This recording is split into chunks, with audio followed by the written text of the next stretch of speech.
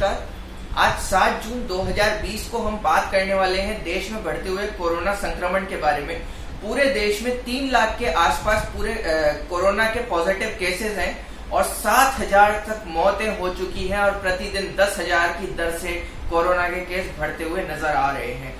राजस्थान की अगर हम बात करें तो 10,336 केस पूरे राजस्थान में पॉजिटिव पाए गए हैं, जिसमें से कल 13 रिकॉर्ड मौतें राजस्थान में दर्ज हुई और 250 के ऊपर एक्टिव केस कल राजस्थान में दर्ज हुए। इसका मतलब ये है कि राजस्थान में कोरोना संक्रमण बिल्कुल भी काबू में नहीं है। इसी बीच सरकार ने अनलॉक 1.0 लागू कर दिया है, जिसको एक आर्थिक गतिविधियों को जीवन दान देने के लिए कोरोना अनलॉक 1.0 लागू किया गया सरकार की तरफ से, जिसमें सारी दुकानों को, फैक्ट्रीज को खोलने का निर्णय लिया गया। यही निर्णय के चलते ये अनलॉक 1.0 एक सुपर स्प्रेडर का काम कर रहा है, जो पूरे समाज में कोरोना का संक्रमण और उसकी चेन को फटाफट बढ़ा रहा है।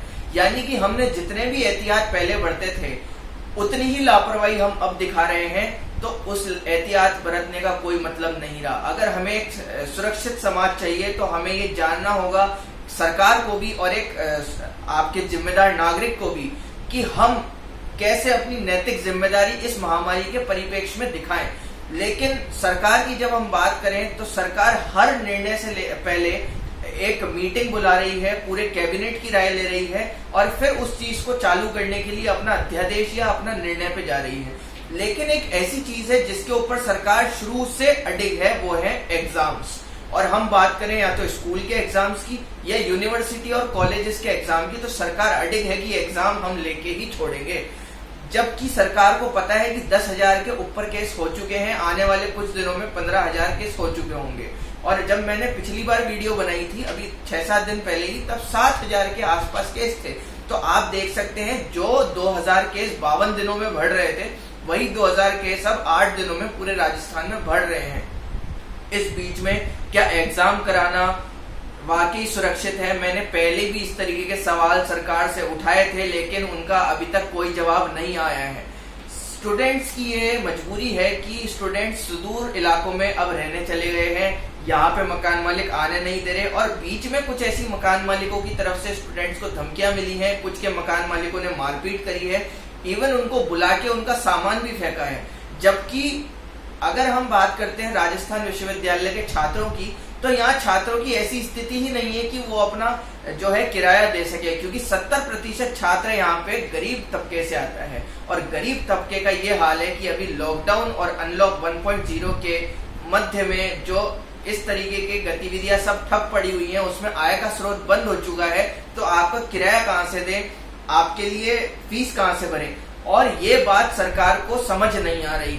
सरकार धर्म क्षेत्र खोलने के लिए 100 बार सोच रहा है, सिनेमा हॉल खोलने के लिए 100 बार सोच रहा है, चुनाव करवाने के लिए चुनाव की तारीखें भी टाल दी जाती हैं, विधानसभा खोली नहीं जा रही, पर एग्जाम करवाने जरूरी है, बिकॉज हम छात्र हितैषी सरकार हैं, इसलिए एग्जाम कराने जरूरी है। मैं आपको बताना चाहता हूं कि अगर एग्जाम की तारीख घोषित भी हो गई तो उसका क्या परिणाम होगा। पहली बात, जो छात्र राज्य के बाहर रहता है या राज्य में ही किसी दूसरे शहर में रहता है, वो ट्रेन से आएगा, बस से आएगा, तो सबसे बड़ा खतरनाक रास्ता है ये, क्योंकि कोरोना के मरीज सबसे ज्यादा यही संक्रमित पाए जा रहे हैं। आपको अगर कल की घटना का ध्यान हो तो एक बॉम्बे से माइग्रेंट वर्कर जयपुर तक आई थी और जयपुर में प्लेटफॉर्म से उतरते ही वो बेहोश होकर गिर पड़ी, क्योंकि ट्रेन में ना खाने की सुविधा है, ना पीने की सुविधा है और स्टेशनों पे दुकानें बंद हैं, क्योंकि प्रवासी मजदूर लूटपाट कर रहे हैं भूख के कारण। तो ऐसी भयावह स्थिति में अगर छात्र छात्राएं आएंगी तो अनहोनी की घटना होने का सबसे बड़ा खतरा है। दूसरी बात यह है कि अगर किसी एक में संक्रमण है तो वो सब में संक्रमण फैला देगा। हुआ क्या, जैसे ही वो बॉम्बे की महिला जयपुर के प्लेटफॉर्म पे जयपुर जंक्शन, जो कि सबसे ज्यादा स्वच्छ स्टेशनों में गिना जाता है, उसके ऊपर उतरी, गश खाकर गिर पड़ी और हाथ किया थी। चिकित्सकों ने उसको मृत घोषित कर दिया। जब उसका पोस्टमार्टम टेस्ट हुआ तो उसको कोरोना पॉजिटिव पाया गया।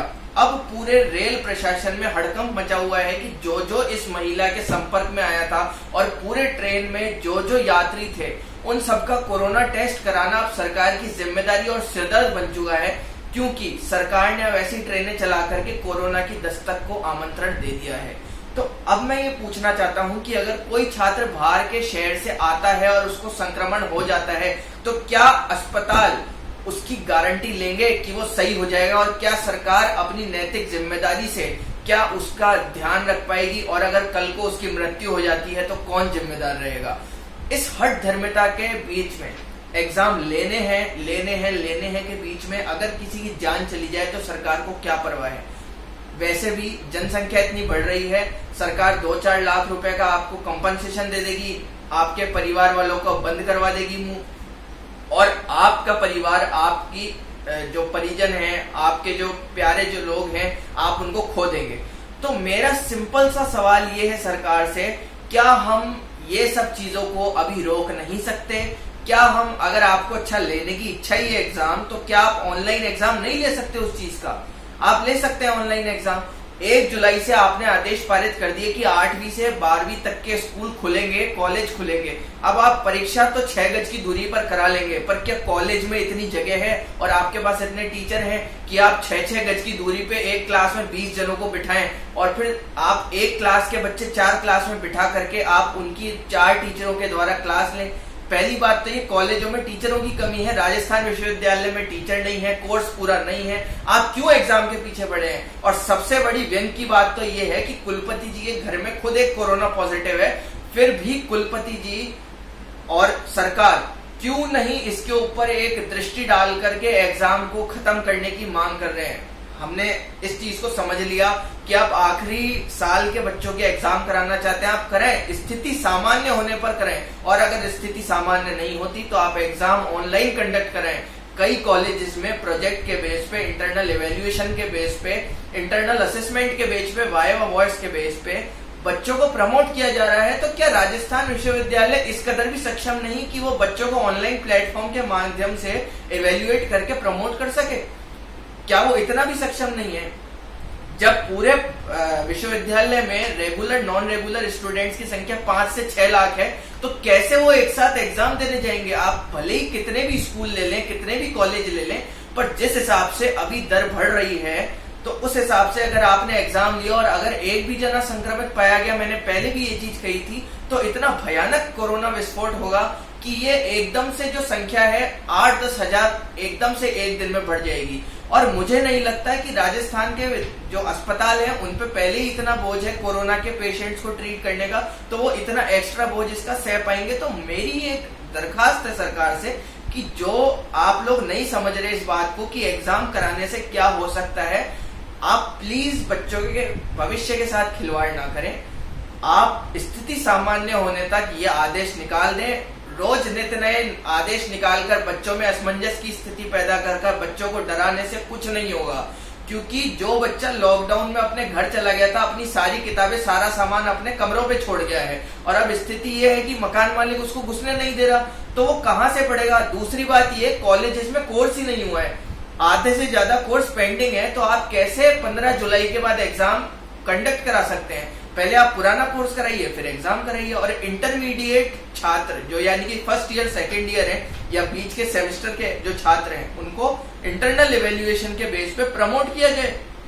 यूजीसी की साफ गाइडलाइन है कि विश्वविद्यालय अपने कॉन्शियंस के द्वारा, अपने विवेक के द्वारा यह निर्णय ले सकता है कि बच्चों को कैसे और कब कैसे प्रमोट करना है।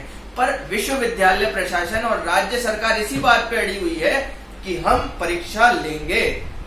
क्यों लेंगे परीक्षा? और राजस्थान हाईकोर्ट में भी जब ये केस गया कि आप थोड़ी राहत दीजिए, स्कूल की परीक्षा मत होने दीजिए, तो राजस्थान हाईकोर्ट ने भी बहुत ही आश्चर्य ढंग तरीके से राहत देने को मना कर दिया। यानी कि साफ साफ अब राज्य सरकार को खुली छूट है कि आप एग्जाम लीजिए, बच्चों के जान के साथ खिलवाड़ करिए, और अगर किसी की मृत्यु हो जाती है तो 3-4 लाख का उसको मुआवजा देके अपने पल्ला झाड़ लीजिए, अपनी जो है जिम्मेदारी से पल्ला झाड़ लीजिए। मैं ये कहता हूं कि जो छात्र हैं सबसे ज्यादा शोषित वर्ग है अभी इस संदर्भ में देखा जाए तो, क्योंकि पहली बात कमाई का कोई साधन नहीं है, घर वालों की कमाई बंद हो चुकी है, मकान मालिक अलग धमकी दे रहा है, कॉलेज वाले अलग धमकी दे रहे हैं, एग्जाम का डर सर के ऊपर बिठा करके रोज सरकार नए आदेश निकाल रही है। तो विद्यार्थी वर्ग करे तो करे क्या? कोई साधन न होने के कारण अगर आप इस तरीके से किसी को प्रताड़ित करेंगे, शोषित करेंगे, तो ये कोई सभ्य समाज और सभ्य सरकार के लक्षण है ही नहीं।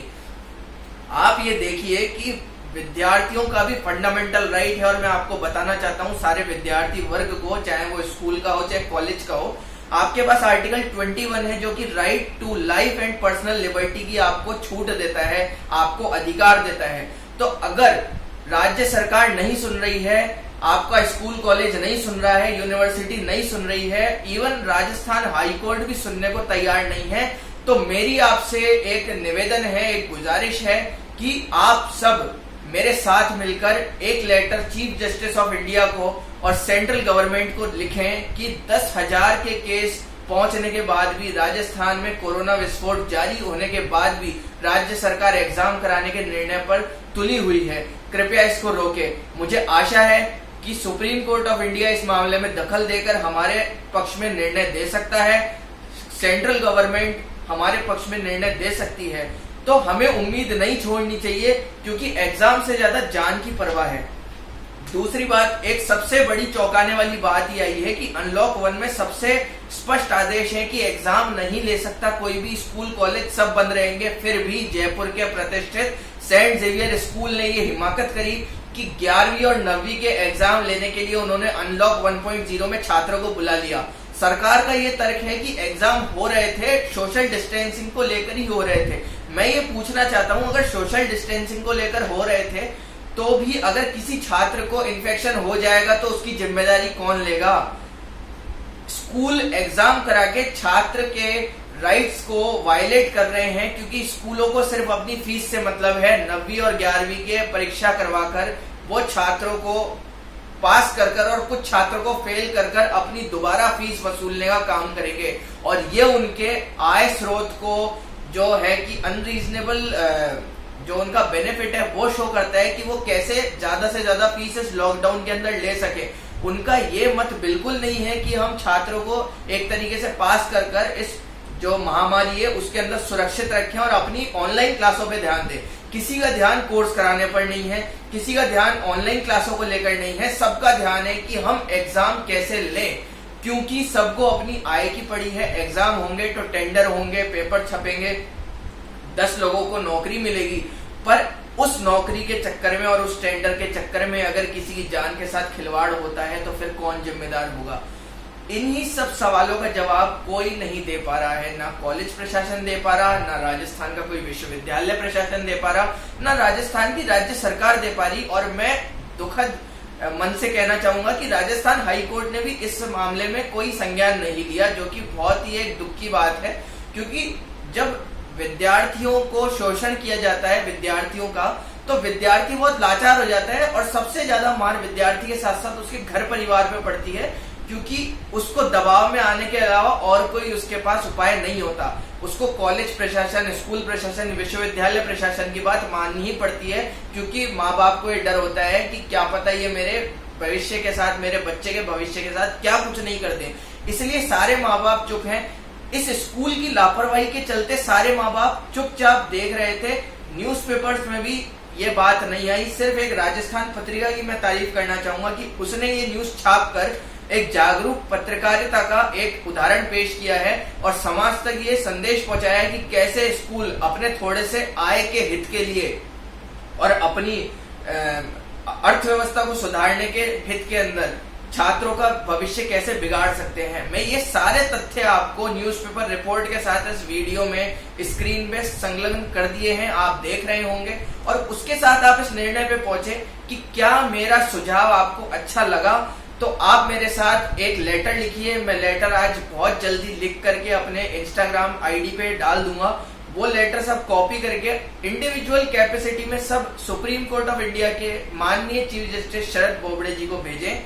साथ ही साथ आप माननीय प्रधानमंत्री जी, माननीय मानव संसाधन मंत्री जी को ये पत्र भेजें कि हमारी जान के साथ खिलवाड़ ना हो, परीक्षा हो तो भी एक सुरक्षित और सामान्य ढंग से जब परिस्थिति हो जाए उसके बाद ही हो। और मेरा तो मानना ये है कि अगर परीक्षा कराने के अगर आप वकालत करते हैं, सरकार से निवेदन है तो प्लीज आप ऑनलाइन प्लेटफॉर्म पर ही परीक्षा करवाकर छात्रों को परीक्षा के डर से मुक्त करें और नित नए रोज की रोज निर्णय लेकर, रोज की रोज मीटिंगें लेकर नित नए डिसीजन लेने से कोई फायदा नहीं है।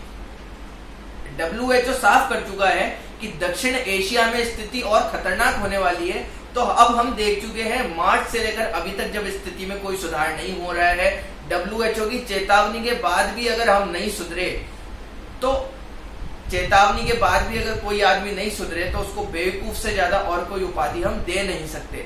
इसलिए मेरा सबसे ज्यादा निवेदन माननीय मुख्यमंत्री जी से है, माननीय कुलाधिपति कालराज मिश्र जी से है कि इस चीज पे जरा गौर फरमाकर छात्रों के हितों में फैसला दे। राजस्थान का छात्र कभी भी परीक्षा देने से नहीं घबराता, लेकिन जब स्थिति जानलेवा हो, महामारी सिर पर बैठी हो, तो भी परीक्षा लेने की बात फिर दिमाग से निकाल देनी चाहिए, नहीं तो ये पागलपन के अलावा और कुछ नहीं रह जाएगा।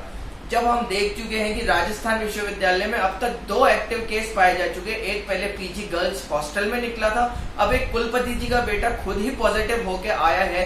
तो अब मुझे लगता है कि प्रशासन की आंखें खुल जानी चाहिए, उनको ये रियलाइज करना चाहिए कि ये महामारी कहीं भी और किसी को भी पकड़ सकती है, चाहे वो कितना ही उच्च व्यक्ति हो, कितना ही छोटा व्यक्ति, चाहे वो एक छात्र ही हो। तो महामारी से छुपा हुआ कोई नहीं है और ये बहुत ही जानलेवा है। जब अस्पताल इलाज करने को तैयार नहीं है, आपके पास सीमित संसाधन है, आपके पास कोई फैसिलिटी नहीं है, ये बीमारी जानलेवा है। 7,000 आपको मौत के आंकड़े आ चुके हैं, 10,000 के ऊपर राजस्थान में केस हैं, 13 मौतें राजस्थान में हो चुकी हैं। उसके बाद भी अगर हम एग्जाम लेने के पीछे पड़े रहे तो ये मात्र एक सुसाइडल बॉम्ब की तरह ही जो सरकार हमें सौगात दे रही है, इससे ज्यादा कुछ नहीं होगा। तो मेरा मानना ये है कि आप सभी जितने भी छात्र इस वीडियो को देख रहे हैं, छात्राएं इस वीडियो को देख रहे हैं, विद्यार्थी वर्ग के लिए ये वीडियो बनाया हुआ है। आप जगह अपने हक के लिए और अपने भाई बहनों के हक के लिए आवाज उठाएं। सब जने मेरे जो पोस्ट है उससे एक प्रेरित होकर एक पोस्ट सब जने अपने अपने हिसाब से लिखें और चीफ जस्टिस ऑफ इंडिया को आप ये दें। साथ ही साथ माननीय प्रधानमंत्री जी को, माननीय मानव संसाधन मंत्री जी को और मुख्यमंत्री राजस्थान और राज्यपाल जो कि कुलाधिपति जी हैं, उन सबको ये देकर एक जीवन दान मांगे, एक जीवन याचिका आप अपने लिए लगाएं, दूसरों के लिए लगाएं और इस सुरक्षित समाज को सहेजने के लिए लगाएं। क्योंकि जब जान बचेगी तभी एग्जाम होंगे, जब जान ही नहीं होगी तो एग्जाम लेके भी क्या फायदा। धन्यवाद। इसी के साथ मैं अपने इसको समाप्त करता हूं। आशा है कि अब आप लोग अपने हक के लिए जग जाएंगे और अपने हक की आवाज उठाएंगे। जिस तरीके से महाराष्ट्र और पौंडीचेरी ने छात्रों के हक के लिए फैसला लिया है, वही सरकार राजस्थान में कांग्रेस की है, वही सरकार महाराष्ट्र में है। जब महाराष्ट्र में सरकार इस तरीके का फैसला ले सकती है, तो क्या कांग्रेस की राजस्थान सरकार इस तरीके का फैसला नहीं ले सकती? बिल्कुल ले सकती है। मात्र इच्छा शक्ति की बात है, मात्र सजगता की बात है। अगर सरकार सजग है, अगर सरकार पब्लिक के लिए वेलफेयरिस्टिक तरीके से काम कर रही है, अगर छात्रों के हित के लिए काम कर रही है और आने वाली पीढ़ी को बचाने के लिए अगर कुछ इंतजाम कर रही है, तो जरूर ये सरकार हमारी बात सुनेगी। और अगर नहीं सुनती है तो हमें एक देशव्यापी आंदोलन के लिए तैयार होना चाहिए, जिसके अंदर हम अपनी बात माननीय प्रधानमंत्री जी से लेकर चीफ जस्टिस ऑफ इंडिया तक पहुंचाने का प्रयास करेंगे। और हम उम्मीद रखते हैं कि वो लोग हमारी बात सुनकर हमारे पक्ष में फैसला देंगे। तब तक के लिए धन्यवाद।